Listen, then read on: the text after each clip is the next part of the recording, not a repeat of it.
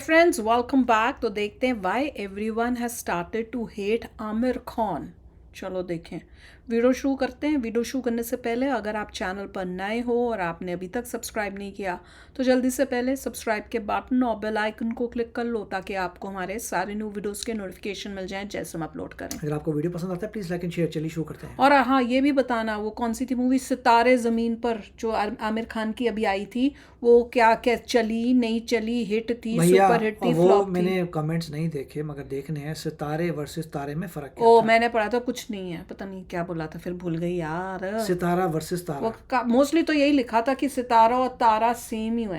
बात क्या बनी फिर? यही लिखा था ना आपने, मेरे ख्याल से। मैं मैंने कह रहा हूँ अगर वही बात है विच इज़ ट्रू, इसीलिए मैंने पूछा है। तो मूवी मेरे के ख्याल से नाम तो यही में कोई mostly मेरे को क्रिएटिविटी पता थी ही नहीं, बस यही था। एक तारे ज़मीन पे एक सितारे ज़मीन पे करके आई डोंट नो। मेरे ख्याल से तो यही बोला था that there will be more creativity. चलो आप बताना कि अगर कुछ और डिफरेंस है तो इस बार भैया खुद कमेंट पढ़ देना। मैं तो भूल जाती हूँ पढ़ के कि क्या पढ़ा था। मेरे ख्याल से मोस्ट ऑफ द कमेंट्स तो थे कि भैया सेम ही वर्ड्स हैं जैसे बाकी चीज़ें होती हैं। देन मूवी बना रहे हैं, keep a creative name of the movie. वो तो है, वही तो। और रीमेक्स ना बनाओ।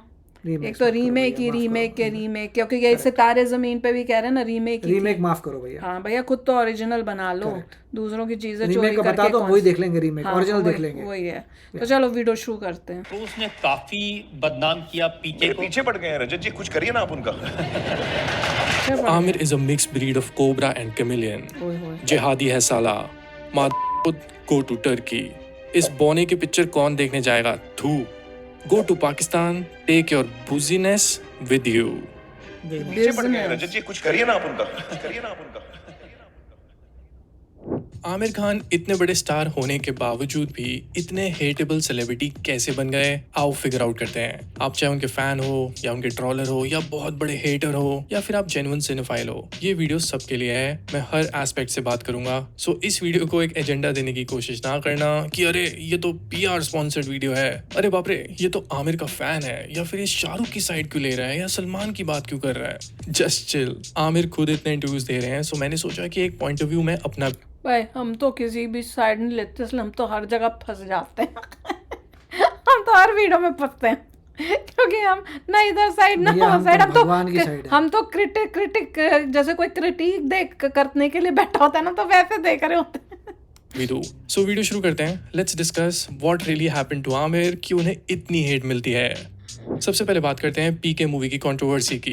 देखो मुझे तो लगता है ये कंट्रोवर्सी शायद कभी उनका पीछा छोड़ेगी ही नहीं। पीके मूवी में जो सीन आता है जहाँ पे शिव भगवान जी को दिखाया जाता है, वो बहुत लोगों को ऑब्जेक्शनेबल लगा। एंड राइटफुली अगर किसी के रिलीजियस सेंटिमेंट्स हर्ट होते हैं तो उसको लेके एक आर्टिस्ट को कंसर्न तो दिखाना चाहिए, क्योंकि सीन से सेंसर बोर्ड को तो कोई प्रॉब्लम नहीं थी, तभी उन्होंने इस सीन को पास किया। बट आमिर ने इस क्रिटिसिज्म को एक्सेप्ट किया और उन्होंने पब्लिकली अपॉलॉजी भी मांगी। जो हम कहना चाह रहे थे वो हम कहना चाह रहे थे और हमको लगता है कि वो बहुत ही जरूरी बात है।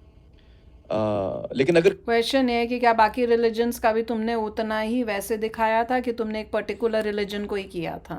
Find some other way. Exactly.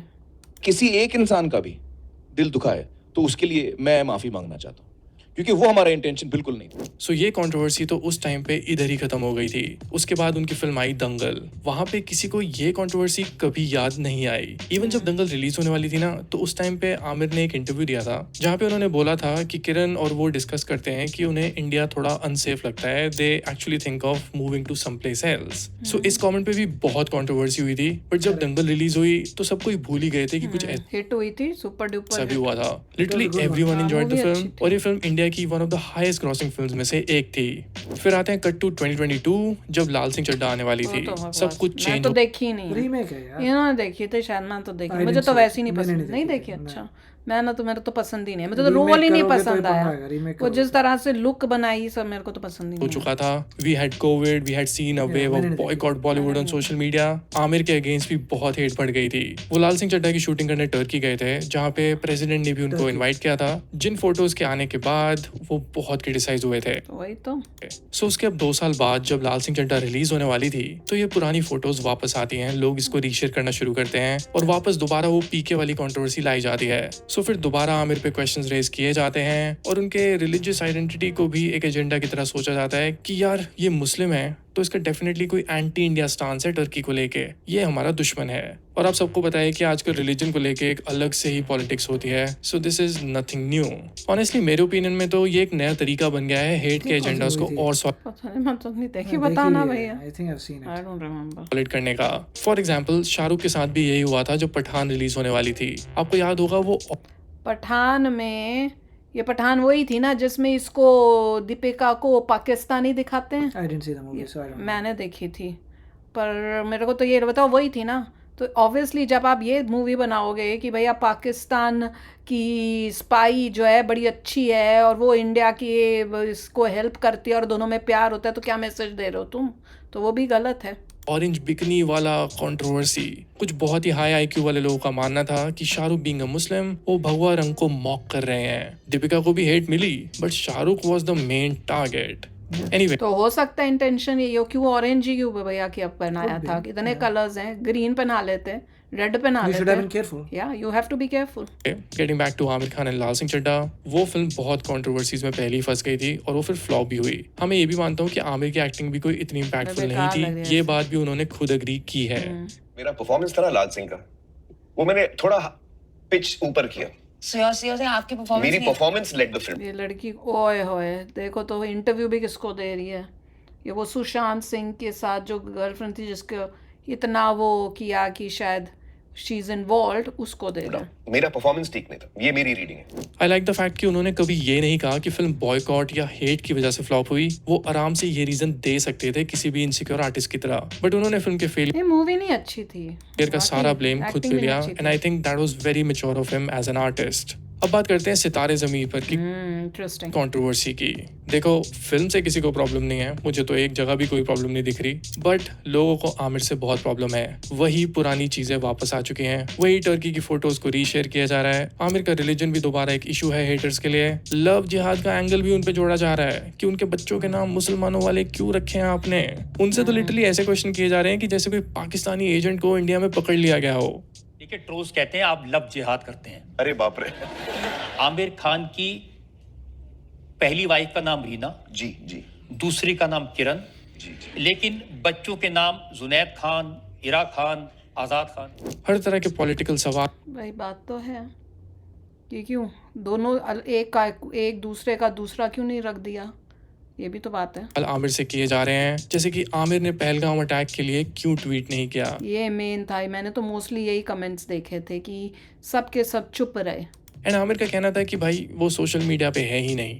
इस पे मैंने बोला भी है। अब होता क्या है कि मैं सोशल मीडिया पे हूँ नहीं, तो जैसे चीजें होती हैं तो लोग एक एक से जैसे बोल दिया था मैं इंडिया में सेफ नहीं फील करता, मैं और मेरी वाइफ, तो वैसे ही जिस तरह से सोशल मीडिया पे ना होके भी आपने बोला, तो उसी तरह से सोशल मीडिया पे ना होके आपको ये चीज़ के ऊपर भी बोलना चाहिए था। आप इस कंट्री में हो और बहुत बड़ी बात हुई थी देश के साथ। सेकंड में चीजें बोलते रहते हैं, मैं सोशल मीडिया पे हूँ नहीं।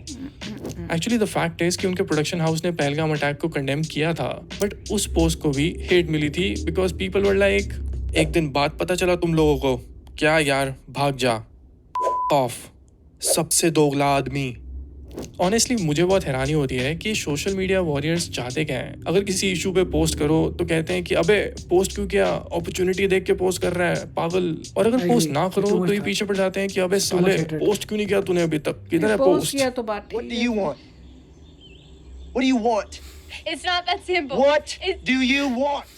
वैसे मैं आपसे एक क्वेश्चन पूछना चाहूंगा कि जिस अकाउंटेबिलिटी से हम सेलिब्रिटीज को क्वेश्चन करते हैं या टारगेट करते हैं, अगर उसी इंटेंसिटी से हम पॉलिटिशियंस से सवाल पूछने लग जाएं तो क्या सबसे बढ़िया पूछो। एटमॉस्फेयर होगा यार, कितना देश आगे बढ़ेगा। बट आई गेस हमारे माइंड्स ऑलरेडी हाईजैक्ड हो चुके हैं। सेलिब्रिटीज ही सब कुछ हैं, इनको टारगेट करना इजी सभी के है, नहीं। रीच मिलती है, पीआर कैंपेन्स भी होते हैं हिट वाले, तो पैसे भी मिल सकते हैं। आप एज अ ट्रॉलर या हेटर कुछ भी इनके बारे में कह सकते हो, क्योंकि ये कोई पॉलिटिशियन थोड़ी है जिसके सपोर्टर्स आपको आके वापस रिप्लाई करेंगे, आपको डराएंगे धमकाएंगे। So you know celebrities are easy targets. So इसी बात पे कुछ हेट ट्वीट्स पढ़ते हैं जिससे आपको पता चलेगा कि आमिर को उनके ना चाहने वाले कैसे देखते हैं। इस टेंगू की फिल्में तो मैं पायरेसी पे भी ना देखूं, जा बहन के। ओके, मोदी के नहीं बार होना में क्या बोला था तू, याद है? MKL। बारे में अच्छा, आमिर क्या बोला बौने था? को इंडिया सेफ नहीं लगता है, जा पाकिस्तान चले जा, तेरे धर्म के लोग उधर हैं। Aamir Khan is equal to हरामी खान। ये सब नहीं करना चाहिए। टू मच है। क्या बात है सर, मजा ही आ गया ट्वीट्स पढ़ के। आई थिंक ये अपनी वही वो लोग हैं नहीं जो कभी करते, लाइफ में कुछ मर्यादा ढंग को का नहीं काम नहीं क्रॉस करेंगे करो। देश को आगे बढ़ाने के ये लिए, this was और not social okay. Media warriors बन के सब जज करेंगे।